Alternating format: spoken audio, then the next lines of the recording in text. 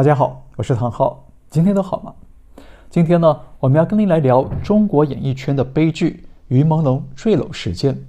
那这起案件呢，我本来是不太想谈的，因为太悲伤了，而且呢有太多的消息都被封锁或者是无法查证，所以呢我也不太想多聊。不过呢，有观众留言希望我可以讲讲这个案子，而且这2天呢，看到中共加大力度出手的整肃网络言论，还抓人，想要封锁一切关于于朦胧案件的声音。那这表示中共当局是非常的心虚。那这起案件呢，很可能打中了中共高层的要害，所以呢，我决定跟大家来聊聊这个案子。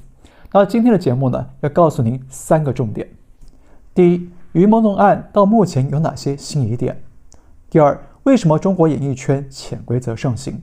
第三，于朦胧案会掀起中南海的政治风暴吗？不过呢，现在先请您帮我个忙订阅一下我们的频道，然后打开小铃铛，选择所有通知，这样就能收到我们的新节目通知了。于朦胧37岁，曾经出演过《太子妃升职记》《三生三世十里桃花》等等电视剧，在社交平台上拥有超过2000万粉丝。但是呢，他在9月11号凌晨传出在北京的阳光上东小区坠楼身亡，震惊了所有粉丝。但是更令人震惊的是当地警方以闪电的效率结案，说于朦胧是酒后失足坠楼死亡，排除了刑事案件，也就是排除他杀。那他的遗体呢，也迅速被火化了。那常看中国新闻的朋友们都知道警方这种高速一条龙的处理手法呢，往往是有人想要湮灭证据，息事宁人。所以警方的公告出来之后呢，马上在网络上炸锅了，成千上万的网民要求调查真相。那过了5天，于朦胧工作室的账号发布了一篇自称是于妈妈的声明，呼吁大家要理性看待这一意外事件，不再进行猜测。但问题是这个工作室的账号早就已经被注销掉了。那为什么于妈妈的声明会通过这个废账号来发表呢？所以疑点呢便一个一个的被挖出来了。比方说，警方称于朦胧是酒后失足死亡，但是于朦胧本来隔天要上央视去录节目，那有这么重要的工作在前头，他会在前一晚喝个烂醉吗？另外呢，最惊人的是有人发布据说是于朦胧被虐待后被人倒挂在窗户上坠楼前的视频，那视频里头可以听到哭喊声。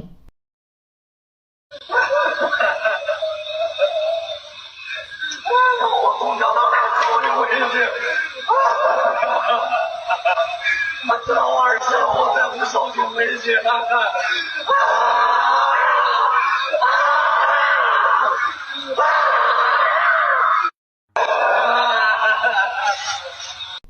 那有粉丝看了这个视频之后立刻确认这是于朦胧的声音没有错。那后来有人发出案发现场的窗外照片，发现窗户的周边跟墙面上以及楼下的纱窗网上呢有明显的抓痕，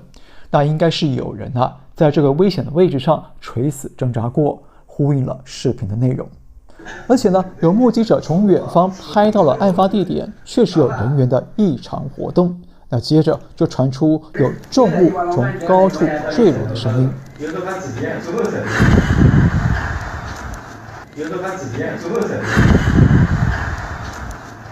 那接着呢，目击者就一片鸦雀无声，因为他们知道出事了。好，截至目前为止呢，关于这起案件的细节跟疑点网络上已经有太多的讨论了，所以我们就不重复那些东西，我们就讲一些比较新的疑点。但是目前为止呢，关于于朦胧的死因主要呢有2种推测。一个呢是于朦胧被人设局了，准备献给某位演艺圈大佬来潜规则，但是呢他不愿意，结果被凌虐，丢下了楼。另一种情节是说呢，于朦胧从25岁出道以后就受到一群特定人士的胁迫与控制，后来于朦胧掌握到他们这帮人涉嫌洗钱的犯罪证据，并且把这个储存证据的 U 盘给吞到肚子里头了，死也不愿意交出来，那最后就被谋害了。所以网络上也传出了照片说于朦胧的腹部疑似缠着绷带，就是被人杀害从肚子里取出 U 盘的结果。那至于是谁设的局呢？网络上最早传出是一个6人版的饭局名单，后来又出现一个17人版的名单。但是这些名单上的人员呢，有的出面否认了，那有的呢已经到海外避风头了，那有的呢则是保持沉默。好，我们必须强调，目前这些曝光的线索跟情节我们都无法去查证，因为呢，中共现在是全力的封锁相关的信息，而且还用造谣的名义在抓人封口，所以整起案件的疑点呢，也就更难查证了。但是呢，我们想讲几个比较重要的疑点。第一个呢，就是于朦胧生前疑似已经发出了求救信号，但是外界并没有看懂。有网友发现，于朦胧在先前的网络直播里头，曾经2次做过540的手势。那540是国际通用的求救手势，而于朦胧在视频里头曾经2次做出类似的手势，同时他似乎还用微弱的气音说出“救命啊”3个字，但似乎没有人发现。而且呢，于朦胧曾经在直播里头说过一段有点莫名其妙的话，后来被粉丝挖出来，疑似是他在用藏头诗的方式在发出求救。他说呢，今天天气不太好，天上乌云密布的，要记得带伞出门哦。我最近学会变魔术，死亡其实可以很艺术。那每句话的头一个字连起来就是今天要我死，但可惜似乎都没有人发现。第二个疑点呢，就是陈晓东被消音，向太也沉默了。案件发生之后呢，香港明星陈晓东曾经在第一时间内发文说坦荡荡的那么难吗？但这个帖子很快就被删除了。那接着大批网友们跑到演艺圈最敢说话的向太陈岚的直播间去求救，希望人面广阔的向太可以披露于朦胧的案情真相。那没想到呢，向太却反常的沉默起来，他只叹了一口气。后来呢，他在官方账号上打字回应说，大家别刷屏了，这个讲不了。这是个非常罕见的怪象那大家知道向太呢是五哥向华强的夫人。那向华强不但是香港电影圈的超级大佬，而且在黑白两道都很有影响力。那向太也是一样所以他一向是痛快敢言。但是这次却连向太都不敢讲了。这说明什么呢？说明这背后一定牵扯到比黑社会更难处理的力量了。那大家想一想，中国有什么力量比黑社会更凶恶呢？不就是中国共产党吗？第三个疑点，这起案件可能牵连到中南海的最高层，因为传出习近平的亲信中共政治局常委蔡奇的私生子可能涉案。在这起案件里头，一开始就传出有一名叫做辛奇的人涉嫌重大，他是蔡奇的私生子，毕竟名字里头也有个奇嘛，那听起来是有点合理。而辛奇呢，从于朦胧刚出道的时候就看上了于朦胧，所以有人说是辛奇想要潜规则于朦胧，那也有人说是辛奇要把他送给其他大佬来潜规则。那这个呢，我们都无法查证了。但是呢，后来又传出了17人名单里面的另一个名字才是蔡奇的私生子，就是影视演员蔡以嘉。为什么呢？第一，蔡以嘉的脸型跟蔡奇相比确实是比较相似的。那第二呢，蔡以嘉在1996年6月出生在福建，而蔡奇呢不但也是福建人，他在1996年也在福建当官，那时候他是山明市委副书记。第三呢，蔡以嘉在2016年踏入了演艺圈，那时候就参演了一部大制作《我们的少年时代》，那接下来他参演的戏剧也都是大投资，所以当时就有很多人在问了，蔡以嘉是不是有什么特殊的背景呢？不然怎么可以刚出道就这么顺遂呢？那的确那时候蔡奇已经是正部级的中央国家安全委员会副主任了，那隔年又出任北京市长，所以官位已经很大了。所以呢，如果你是制片人，那有一位正部级官员的儿子要演戏，那你会不会给他好待遇呢？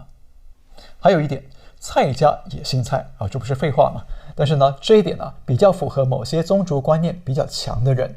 认为即便是非正式生的孩子呢，也应该认祖归宗，跟着从父姓。而福建呢，本来就是一个传统宗族观念比较深的地方，所以如果蔡以嘉是蔡奇的孩子呢，其实呢也是很合理。但是呢，不管是辛奇还是蔡以嘉，如果他们真的有人是蔡奇的私生子，那么就可以解释为什么北京公安要这么快的草草结案？那也可以解释为什么中共不愿意针对这起名人命案进行更多的说明，反而是要全网封锁抓人封口。因为呢，这个消息如果走漏的话，就会直接惊动中南海的最高层。第四，全网封杀相关言论之际，易烊千玺却突然的做出诡异直播。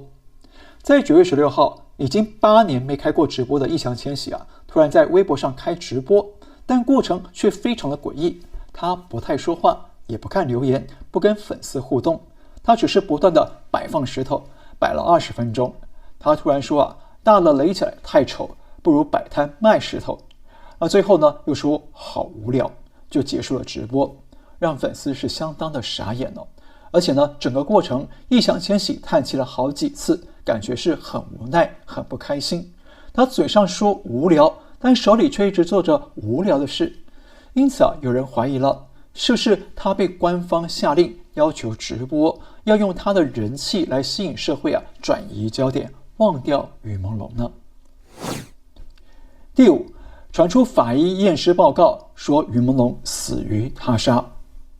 最近有一位网友在印尼发文爆料说，他说呢，于朦胧离世的时候，他刚好人在北京探亲，而他的2个叔叔正好是为于朦胧验尸的法医。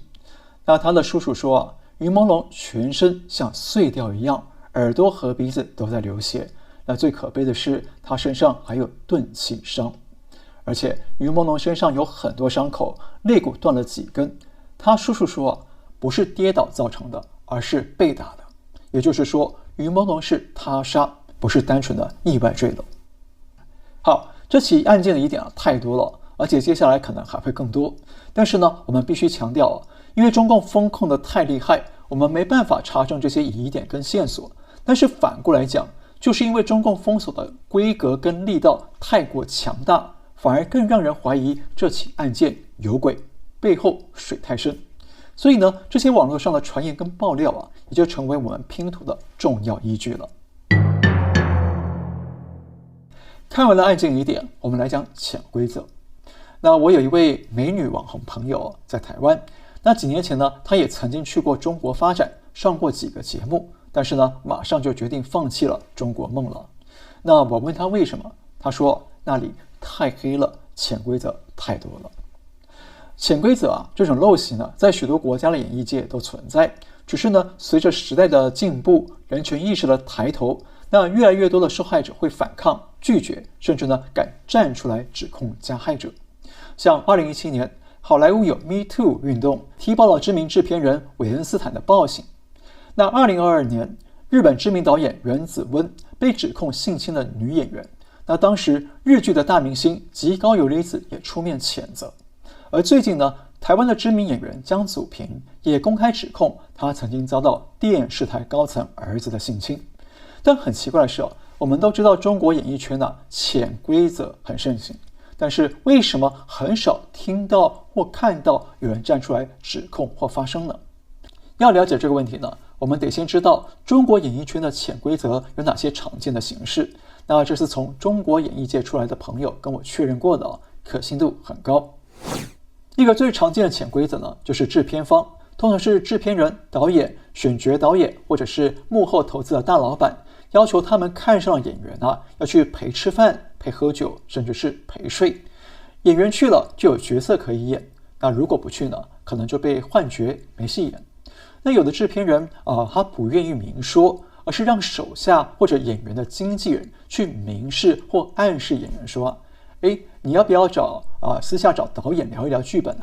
或者是呢如果你想有好的成绩可以去谁的房间去敲敲门，可以跟他聊一聊角色的事情。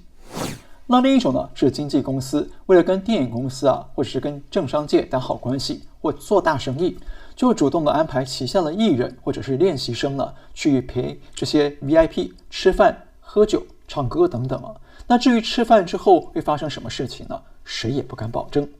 而且有些经纪公司心很黑在合同里头藏了很多猫腻条款。那一般刚进演艺圈的新人根本看不懂风险，就直接签了觉得明星梦来了嘛，脑子飘飘然的。等到哪天发现要被潜规则的时候你如果不去，那公司呢就拿合同来要挟你，求偿巨额的赔款。那这个时候你怎么办呢？于朦胧当年出道的时候，会不会也是被类似这样的合同给捆绑呢？我们不清楚。还有一种是政府官员直接通过关系找上经纪公司，要求某某艺人陪他吃饭，那吃着吃着就睡着了。那甚至呢，有的官员是直接到演艺学校里去选妃，看上哪个年轻的女学生啊，就找上校方帮他安排安排。那学校高层为了升官嘛，你觉得他们会拒绝吗？不过呢，这种官员到学校选妃的，一般不会太明目张胆，否则呢，在校园广传出去啊，官员的如果呢他的乌纱帽不够大，可能就丢官了。当然，还有一种啊是主动的去进贡，也就是艺人自己想要上位，想要红，所以主动的去勾搭导演或者制片人的，那这也是时有所闻了。但是这属于一种比较是你情我愿的交易或者是买卖的关系。好，那从这几种常见的潜规则手法，我们可以看到，中国演艺圈的潜规则呢，主要就围绕在一个词——权力。说白了，就是权力滥用、权力剥削、权力压榨。而这种权力的来源呢，不是来自金钱呢，就是来自政治。但更关键的是，整个中国社会在共产党的统治底下呢，是一个权力压倒一切的高压封闭社会。因为中共权贵集团垄断了所有权力，而且呢，几乎是不受监管，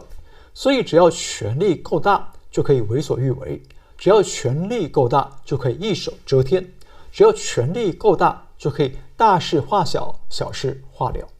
那这就是为什么中国演艺圈很少听到或看不到有人指控潜规则的主因。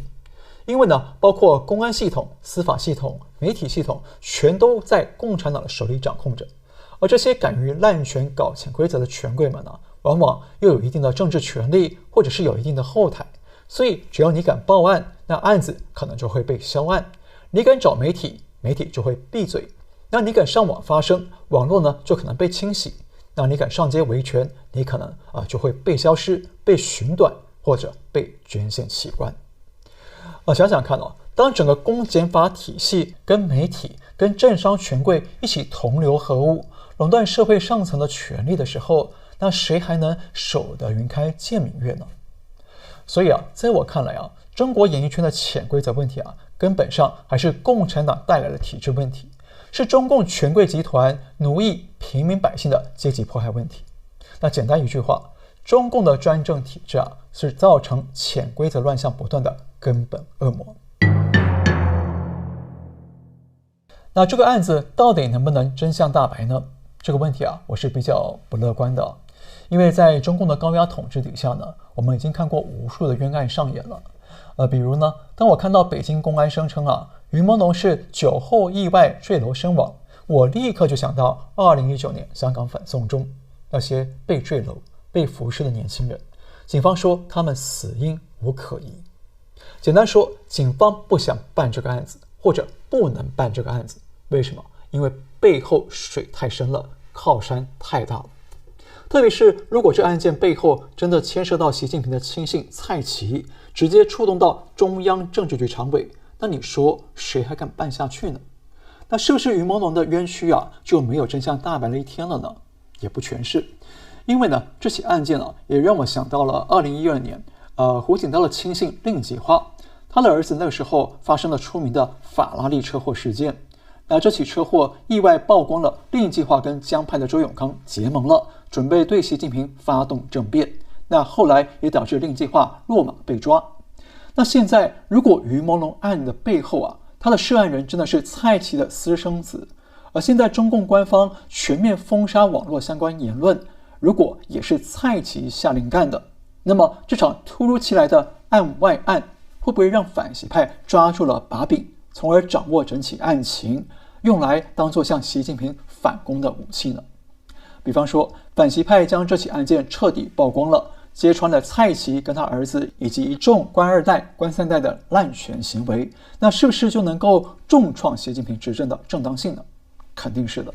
所以呢，于朦胧案会不会在哪天又掀起一场新的中南海政治风暴呢？那如果真的掀起了，那也就是案件真相大白的时候了。好，那今天就聊到这里，感谢您收看，我们下次再会。